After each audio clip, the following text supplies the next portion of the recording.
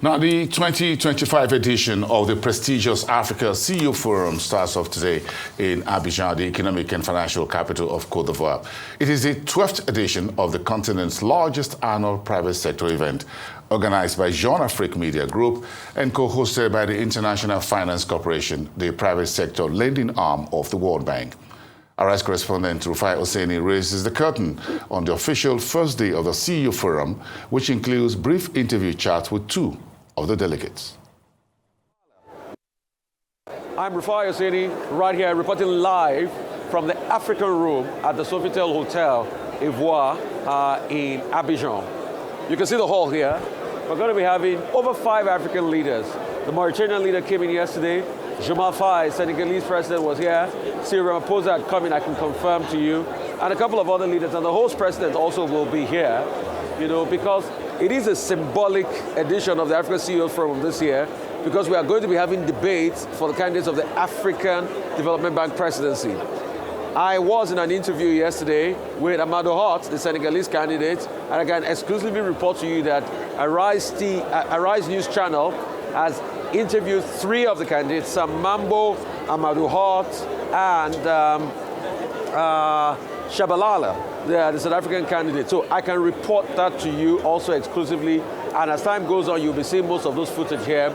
We have many panel sessions. There's family business, there's green energy, there are many things, and the conversation, it will be largely dominated by aid this season. The capacity of aid at a time like this, where Donald Trump is pulling the plug, on the African continent as regards aid. What are we going to do? How are we going to respond to it? So we have a lot of panel sessions around that. We have a lot of panel sessions around energy. Also, logistics is also another big one. The logistical companies, all of them, firmly doing their work at this panel session. We've got MSC there. We've got a couple of other logistic companies across the African continent. I'm going to be doing a panel on on family business, I should say. And that's going to be happening at the Kigali Hall from 12 o'clock.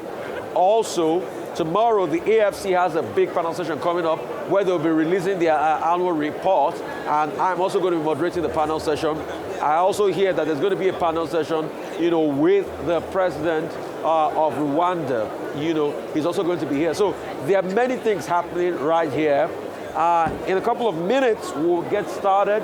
The hall is already set. People are already coming in, from every flank. It's already getting full.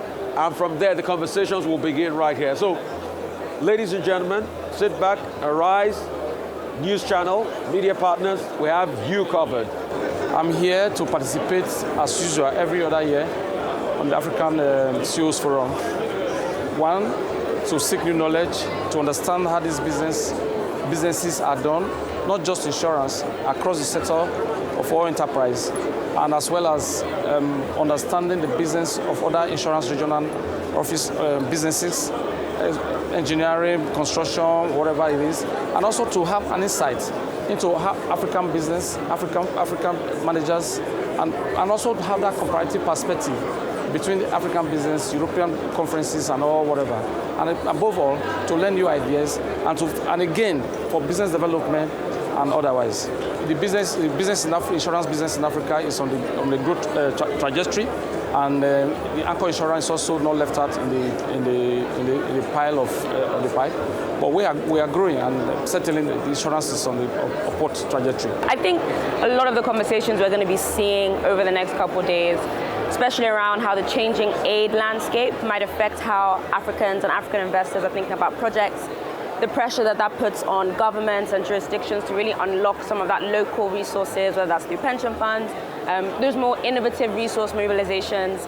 I think we're going to see a lot of conversations around also how decisions made in Washington are affecting what's happening on the continent.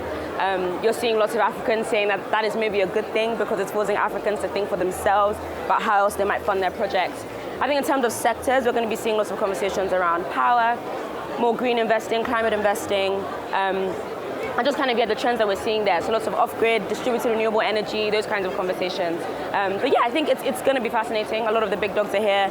People who are talking about infrastructure financing, again, how to unlock that domestic capital to kind of really finance these projects, I think is going to be really the talk of the town over the next few days.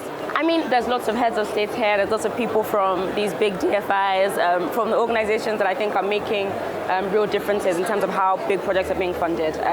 I think some of that thinking is changing. A lot of pressure, especially, is being put on states to make decisions about how else that can be funded apart from just aid and philanthropic organizations. So I think the conversations will change a little.